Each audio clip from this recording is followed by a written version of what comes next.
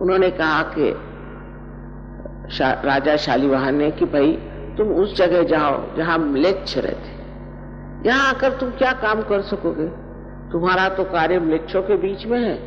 और वो जब गए तब 3.5 साल बाद उनको क्रूस पे लटका दिया गया। म्लेच्छ का अर्थ है मल इच्छ, जिनकी इच्छा मल के ही ओर जाती है। भारतीय संस्कृति पवित्रता को मानती है।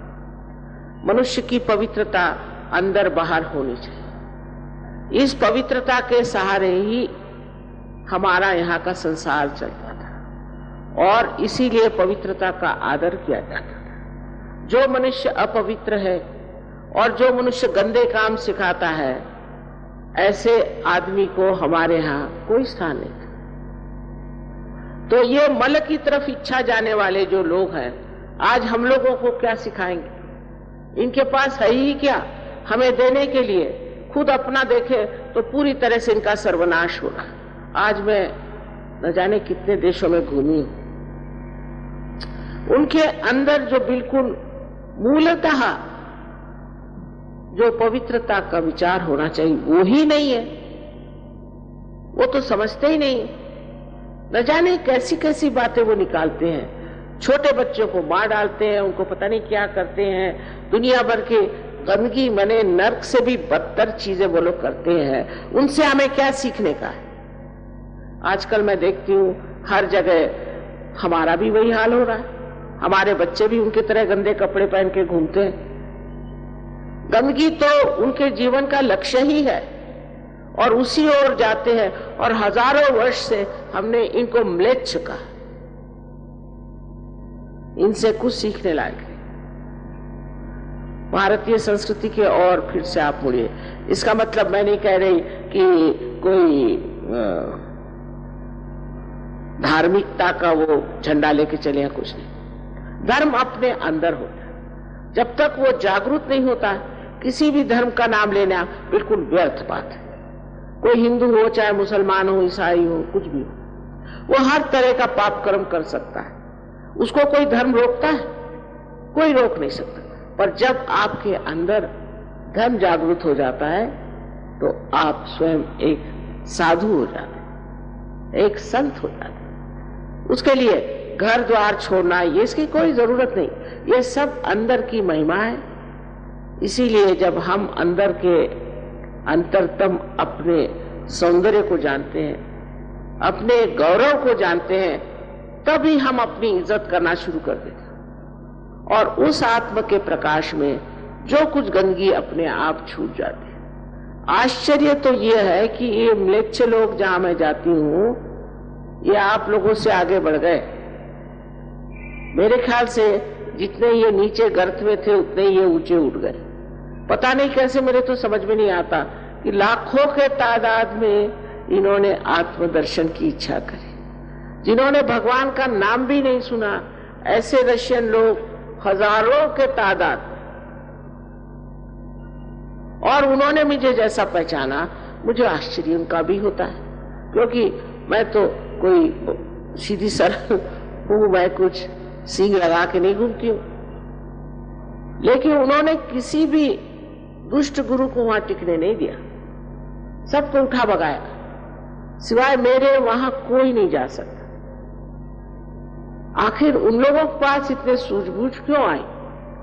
उसकी बात यह है कि धर्म के नाम पे हमने भी कर्म कांड करके और आपसी द्वेष भाव करके और धर्म को नष्ट कर दिया। धर्म माने प्रेम है, सत्य माने प्रेम है। जिससे आपको प्रेम होता है, आपके बच्चे हैं, पत्नी है, पति है, जो भी हो, माँ है, उसकी सारी बातें आप जानते हैं ना, उसका सारा ज्ञान आपको हो जाता है। उसी प्रकार ये जो आत्मा का दर्शन है, इसमें आप समझते हैं कि आप प्रेम का सागर हैं और इस प्रेम के सागर में डूबने का जो मजा है, जो आनंद है, उस आनंद के उपभोग के बाद फिर आपसे नफरत नहीं होती। आप सबको माफ करते चलते हैं और नफरत अपनी खत्म हो जाती है। सबसे बड़ी चीज यह है कि पहले हम भारतीय संस्कृति की जो नींव है उसे समझें, और वो एक ही है कि आत्मा का दर्शन प्राप्त करना। सारे धर्मों का भी यही कहना। कौन सा धर्म जो नहीं कहता है? आप अगर कुरान में देखें तो उसमें लिखा हुआ है कि आपको वली पीर होना चाहिए। आप बाइबल में देखिए तो बिल्कुल सेल्फ नॉलेज की बात की है, thou shalt know yourself। ऐसा कोई धर्म नहीं है जिसने ये बात नहीं की कि आप अपने आत्मा का दर्शन पहले करें, तब फिर आपको परमात्मा का भी दर्शन हो सकता। आत्मा का दर्शन करने के लिए जो विचित्र विचित्र बातें, कर्मकांडी बातें लोगों ने फैलाई हैं, उनको छोड़ देना चाहिए। या ऐसा कहिए कि जिस सीढ़ी से आप गुजर रहे हैं वो सीढ़ी छोड़ के ही आप दालान में आ सकते हैं। तो इसलिए जो बहुत सी बेकार सी चीज है, उपवास, हमारे यहाँ उपवास की बीमारी, कितने मर्तबा खाना खाते हैं पता नहीं, हमेशा उपवास ही करते रहते बहुत से, और सोचते रहते खाने की बात। फिर दूसरा ये कि अपने शरीर को कष्ट देना, हर तरह का कष्ट, और महीनों पैदल चल के कहीं जाना, और ये इस तरह से अपने पिता परमेश्वर को खुश करने की कोशिश करना। कौन सा बाप चाहेगा कि अपने बच्चे इतना दुख उठाएं और मेरे पास पहुंचे? ऐसा कोई बाप आपने हिंदुस्तान में तो देखा नहीं होगा, विलायत की नहीं बात मैं कहती, पर हिंदुस्तान में ऐसा तो कोई बाप नहीं होगा जो चाहेगा कि मेरा बच्चा जो हर तरह की आफतें उठाए और फिर मैं उससे मिलूंगा। इस तरह की बातें जो हमारे देश में हर बार, हर साल, हर युग में होती रहे। सो नानक साहब ने साफ कहा है, सहज समाधि लागो। समाधि जो है सहज में मिलती है, सर के बल खड़े होने से, उपवास करने से, दुनिया भर के कर्मकांड करने से नहीं, पर सहज में आपको समाधि लगती है। यही बात है। और सहज का मतलब है आपके साथ पैदा हुआ।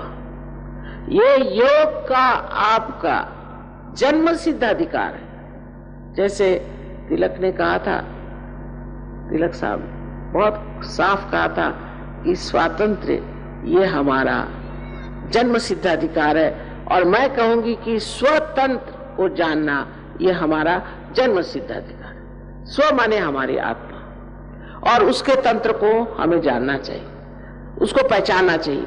आप ये साधारण मनुष्य नहीं। जैसे समझ लीजिए एक छोटा टेलीविजन लेकर आप कहीं देहात में, जंगल में चले जाएं और उनसे कहिए कि इसमें ये मूर्ति दिखाई देगी, वो मूर्ति दिखाई देगी, या कहिए कि इसमें आपको फिल्म दिखाई देगा, तो आप कहेंगे वाह वाह ये तो एक डब्बा है, इसमें क्या दिखाई देगा। देहाती तो नहीं समझ पाएंगे ना, लेकिन हम भी अपने को डब्बा ही समझते हैं।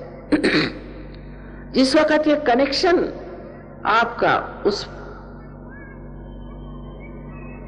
विशेष परमात्मा की शक्ति से हो जाता है, तभी तो आप जान सकते हैं कि आप क्या है। तो दूसरा सत्य यह है कि इस सारे चराचर सृष्टि में एक महान शक्ति कार्य करती है, जिसे हम लोग परम चैतन्य कहते हैं, कोई रूह कहता है, कोई उसे all pervading power of divine love कहता है, चाहे उसे किसी भी नाम से कहे। जैसे पतंजलि ने से ऋतंभरा प्रज्ञा का, आप नाम उसे कुछ भी दीजिए, मतलब ये है कि वो एक महान शक्ति है, और ये शक्ति सारे जीवंत कार्य करती है। जैसे अब देखिए यहाँ इतने सारे फूल हैं, हम लोग सोचते भी नहीं कि कितना बड़ा चमत्कार है कि ये फूल एक बीज से निकले और तरह तरह के रंग और तरह तरह की खुशबू लेकर के संसार में आए। ये कैसे आए, ये कैसा चमत्कार घटित हुआ। किसी भी चीज के बारे में हम सोचते नहीं, यानी समझिए कि हमारा हृदय कौन चलाता है। अब डॉक्टर से पूछे तो वो कहेंगे ऑटोनॉमस नर्वस सिस्टम। ऑटो कौन है?